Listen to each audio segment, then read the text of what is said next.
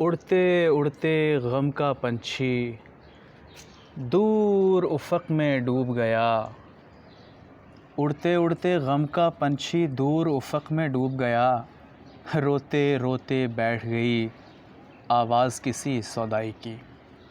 یہ شعر مجھے بچپن میں میرے چچا جان نے یاد کروایا تھا، جب میں غالباً 5ویں یا 6ٹھی کلاس کا طالب علم تھا، اور شاید مجھے اس وقت تک اس شعر کا مطلب اور مفہوم بھی ٹھیک سے سمجھ میں نہیں آیا تھا۔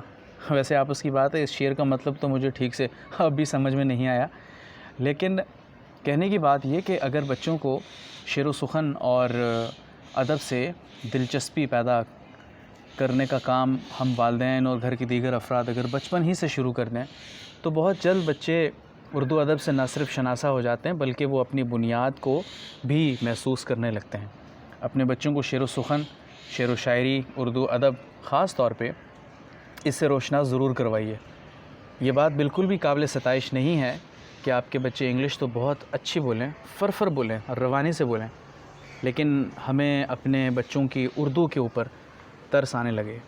میں آج بھی جب پڑھاتا ہوں اور کلاس میں بچوں سے اگر میں کہوں کہ بیٹا پیج نمبر نکالیے 56، تو بچے مجھے حیرانگی سے دیکھتے ہیں اور پوچھتے ہیں سر 56 کیا ہوتا ہے؟